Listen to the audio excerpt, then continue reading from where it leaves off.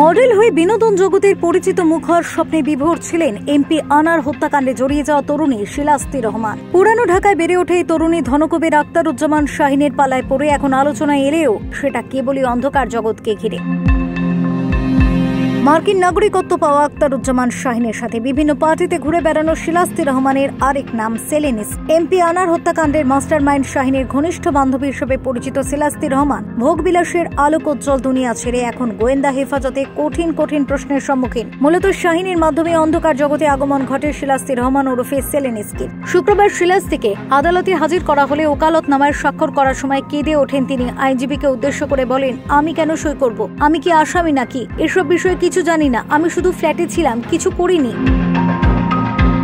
তদন্ত সংশ্লিষ্ট একটি সূত্র জানায়, শিলাস্তির জন্ম টাঙ্গাইলের নাগরপুরে, তার বেড়ে ওঠা পুরনো ঢাকায়। পরবর্তীতে উচ্চাভিলাষী জীবনে লোভী বিত্তবানদের সঙ্গিনী হিসেবে আবির্ভূত হলে উত্তরার একটি অভিজাত ফ্ল্যাটে বসবাস শুরু করে। শিলাস্তিকে ফাঁদ হিসেবে ব্যবহার করে এমপি আনারকে কলকাতা পর্যন্ত নিয়ে যাওয়া হতে পারে বলে ধারণা করছেন তদন্ত সংশ্লিষ্টরা। হানি ট্র্যাপ নামে পরিচিত নারীদের এই ফাঁদে পা দিতে পারেন এমপি আনার। এরপরই পরিকল্পিত খুনের কাজটা কৌশলে করিয়ে নিয়েছেন আখতারুজ্জামান শাহিন। চরমপন্থী নেতা এবং শাহিনের বন্ধু আমানুল্লাহকে দিয়ে মোটা অঙ্কের চুক্তির বিনিময়ে কিলিং মিশন সম্পন্ন করা হয়। এসব বিষয়কে কেন্দ্র করে চলছে গভীর তদন্ত, তবে এখনো অকাট্য কোনো তথ্য প্রমাণিত হয়নি।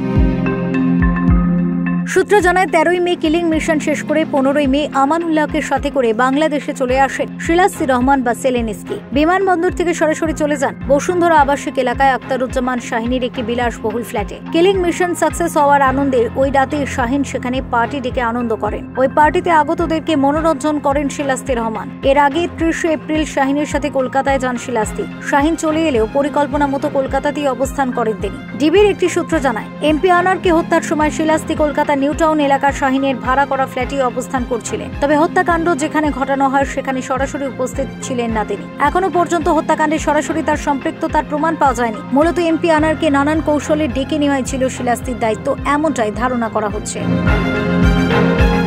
এদিকে এমপি আনার হত্যাকাণ্ডে আখতারুজ্জামান শাহিনের জড়িত থাকার খবর প্রকাশ হলে শুক্রবার ঝিনাইদহের কোটচাঁদপুরে শাহিনের পৈতৃক বাড়ির সামনে তার ফাঁসির দাবিতে বিক্ষোভ করে এলাকাবাসী। কিন্তু প্রতাপশালী শাহিনকে বিচারের আওতায় এনে সর্বোচ্চ শাস্তি নিশ্চিত করা কি এতটাই সহজ হবে? যার হাত ধরে অন্ধকার জগতে পা রেখেছিল, শেষ পর্যন্ত তাকেই পৃথিবী থেকে সরিয়ে দেওয়ার মতো দুঃসাহসী শাহিন কি পার পেয়ে যাবে? এমন প্রশ্নই ঘুরপাক খাচ্ছে সাধারণ মানুষের মনে।